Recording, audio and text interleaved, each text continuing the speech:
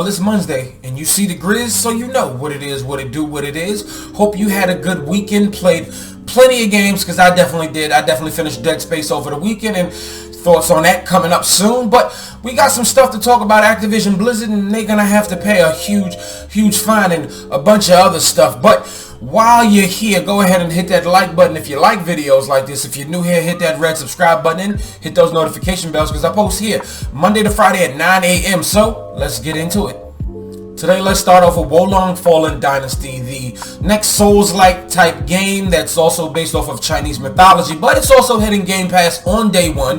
It recently, a few months ago, had a demo out, and well, they announced over on Twitter that they will be launching another one. So here's what it says on Twitter.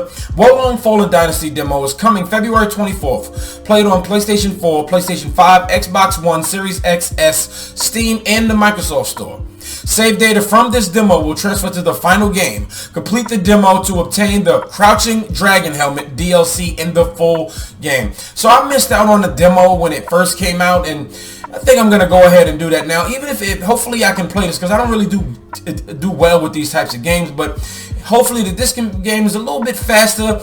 I'll do a little bit better with this game. Hopefully I can make it all the way to the end of the demo, so this way I can carry it on, and it's on Game Pass, so why not? So are you going to play this? Let me know down in the comments below. So Netflix recently announced that they would be making a Gears of War movie. And well, there's always been one person who's always wanted to play Marcus Phoenix, and that's Dave Bautista.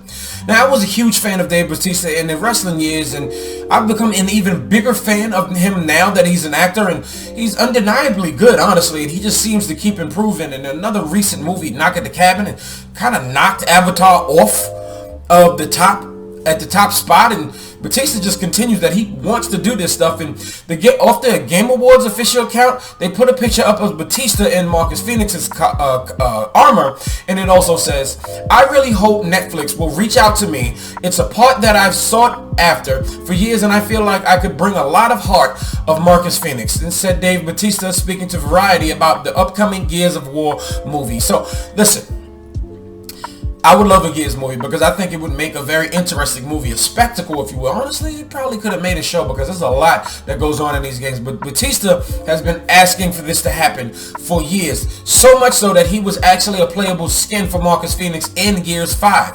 So, shoot, why not? I'm actually a huge fan of Batista's acting, because, well, I don't know what it is. Maybe it's from wrestling and even in acting. When Batista yells, for some reason, it's hilarious to me.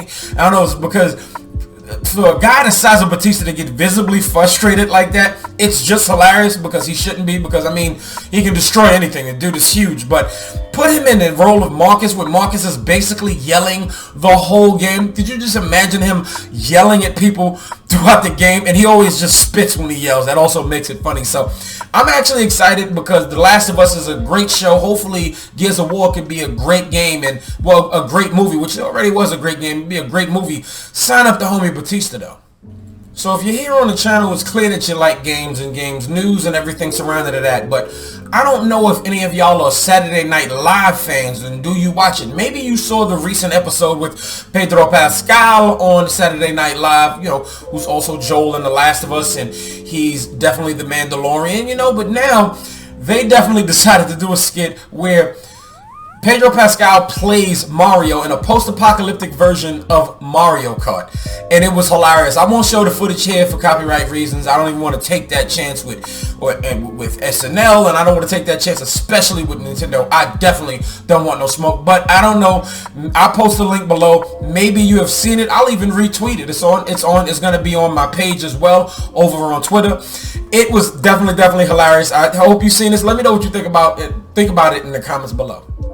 So last week we heard about a few live service games that got canceled, and well, here's another one that's going to join the list of canceled live service games. This one not as popular as games as said as like Rumbleverse, but it's still a big deal nonetheless. It was even on Xbox and some Xbox Game Pass in some capacity, and that's Crossfire X, and it's an online first-person shooter, pretty tactical, but it didn't really seem to do well. They were working hard, and it just wasn't well. So Games Radar found on the FAQ, for online to see, what exactly was it. In the initial statement, they didn't say what happened, but here's what it says. It is with the deepest regret that we are informing you of our decision to end support for Crossfire X on May 18th, 2023.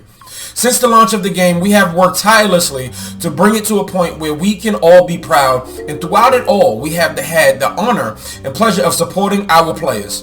Listen. This is very, very unfortunate, and I want to see stuff like this to stop happening. Please, people, stop just trying to make money. Just make games. If you love games and you love making games, just make games and the people will come. Now, if you want to add maybe some live service components to it here and there, maybe we'll see if that could work. But if you don't have those resources to do it, don't do it, man. And you also, when I say resources, I mean in a good advisory team. I don't know anything about game development, but I just don't want to see stuff like this go down.